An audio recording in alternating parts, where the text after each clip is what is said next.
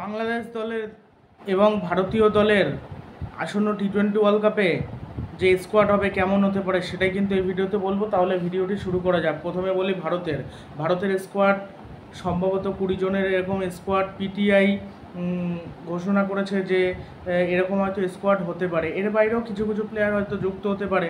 5 জন থাকবে stand by player, stand by, আর 15 জনের স্কোয়াড থাকবে। 15 জনের মধ্যে থেকে 11 জন খেলবে, 4 জন বসে থাকবে।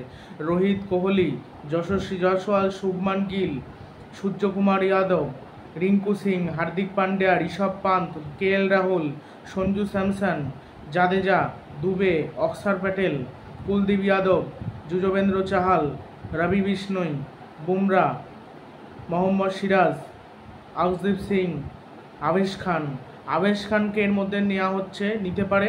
আর আউসদীপ সিংকে তো নেওয়া হবে। আউসদীপ সিং, বুমরা ঠিক আছে, আর একটা তৃতীয় পেসার হিসেবে ভালো কাউকে লাগবে। আর সিরাজ চলবে না, মানে সিরাজ পুরো রান মেশিন বোলার, এমনকি টি-20তে তার রেকর্ডও ভালো না, এই জন্য তাকে না নেওয়াই উচিত বলে আমার ব্যক্তিগতভাবে মনে হয়। এখন দেখা যাক কী হয়। এর থেকে মনে হয় আবেশ খান ভালো বল করতে পারে এই সিরাজের থেকে। সিরাজ একেবারে চলে না টি-20তে। সিরাজ খুবই ফালতু, মানে কি আর বলবো, মানে সিরাজের খারাপ পারফরমেন্সের জন্য তাকে বসিয়ে রাখা হয়েছে। তার থেকে বরঞ্চ ইয়াজ দয়াল ভালো করেছে, শেষ দিকে বল করতে আসছে না, ওয়াইড ইয়র্কার দিতে পারছে, ইয়র্কার দিতে পারছে, স্লোয়ার টুলার কিছু দিতে পারছে না, শেষ দিকে মার খাচ্ছে, প্রথম দিকেও মার খেয়ে যাচ্ছে। মানে আরসিবি দল এমনিতেই খারাপ খেলছে, এই জন্য তার বোলিংও ভালো হচ্ছে না। গত 2-3 মরশুমে যদি আমরা দেখি মার খেয়েছিল, সেখানে ভালো বল করেছিল, তবে 2021 আর 20 সালে বেশি ভালো বল করেছিল, বিশেষ করে 20 সালে। 22ও মোটামুটি, 23 একটু খারাপ, আর 24 তো খুবই খারাপ। আর এবার চলে আসি বাংলাদেশের কথায়।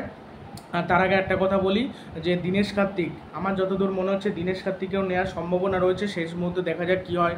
আর বাংলাদেশের স্কোয়াডে নাজমুল হোসেন শান্ত, লিটন দাস, সৌম্য সরকার, তারপর শরীফুল ইসলাম, মুস্তাফিজুর রহমান, তাওহিদ হৃদয়, আর মেহেদি হাসান মিরাজ থাকবে না, শেখ মেহেদি হাসান, সাকিব আল হাসান, তামিম ইকবাল যদি থাকতে পারে, যদি খেলতে চায় অবশ্যই থাকবে। তারপর ওই প্লেয়ারটার নাম আমার মনে পড়ছে না, রিশাদ হোসেন, তাসকিন আহমেদ, জাকির আলী,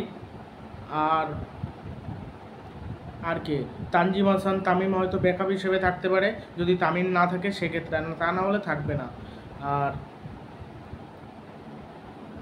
আর মাহমুদুল্লাহ রিয়াদ, আর তাইজুল, নাসুম, এদের মধ্যে কেউ থাকতে পারে। আমি যে বললাম যে স্কোয়াডটা এই স্কোয়াডটাই যে হবে এরকম না, এর বাইরেও কিছু হয়তো চেঞ্জ হতে পারে। আর মোহাম্মদ সাফিউদ্দিনকে টিমে নিতে পারে, এটা শোনা যাচ্ছে মোহাম্মদ সাফিউদ্দিনকে নিতে পারে। আর শান্তর কথা তো বলেছি, শান্তকে ভালো খেলতে হবে। এই হলো বাংলাদেশের কথা বলেছি, ভারতের কথা বললাম। ভিডিওটি ভালো লাগলে চ্যানেলটি সাবস্ক্রাইব করে দেবেন এবং ভিডিওটি শেয়ার করবেন। আর কে উচ্ছ্বসিত আসন্ন টি-20 ওয়ার্ল্ড কাপ দেখার জন্য সেটা অবশ্যই কমেন্ট বক্সে জানাবেন। নিউজিল্যান্ড, অস্ট্রেলিয়া বা যে কটা টিম হচ্ছে, সবথেকে বেশি ভয়ানক টিম লাগছে অস্ট্রেলিয়া, নিউজিল্যান্ড, সাউথ আফ্রিকা, বিশেষ করে অস্ট্রেলিয়া, সাউথ আফ্রিকা, নিউজিল্যান্ড, ওদের টিমই বেস্ট। আর ওয়েস্ট ইন্ডিজ, এশিয়ার মধ্যে ওয়েস্ট ইন্ডিজ ধামাকাদার খেলতে পারে। ভারতও খেলবে, কিন্তু ভারতের বোলিং নিয়ে একটু সমস্যা, এই নিয়ে কাপ নিতে পারবে বলে আমার মনে হয় না। যখন বড় কোনো টিমের বিরুদ্ধে খেলবে তখন চাপ। আর বাংলাদেশ দেখা যাক কেমন খেলে, না খেলা হলে তো বোঝা যাচ্ছে না। এবার জিম্বাবুয়ের বিরুদ্ধে না খেলে যদি কোনো কঠিন প্রতিপক্ষের বিরুদ্ধে খেলতো তাহলে ভালো হতো। জিম্বাবুয়ের বিরুদ্ধে আরামসে বাংলাদেশ জিতে যাবে, ওটা কোনো ব্যাপার না। কিন্তু ওটা যদি বড় কোনো টিমের বিরুদ্ধে খেলতো আমার মনে হয় সেটা ভালো হতো, সেটা আরও বাংলাদেশের জন্য বেটার হতো। এখন কী আর করা যাবে, যাওয়ার হচ্ছে, এখন দেখা যাক কী হয়। আর বাংলাদেশের স্কোয়াড কেমন হলে ভালো হয়, একাদশ কেমন হলে ভালো হয়, সেটা কমেন্ট বক্সে জানাবেন। আর ইন্ডিয়াটাও জানাবেন।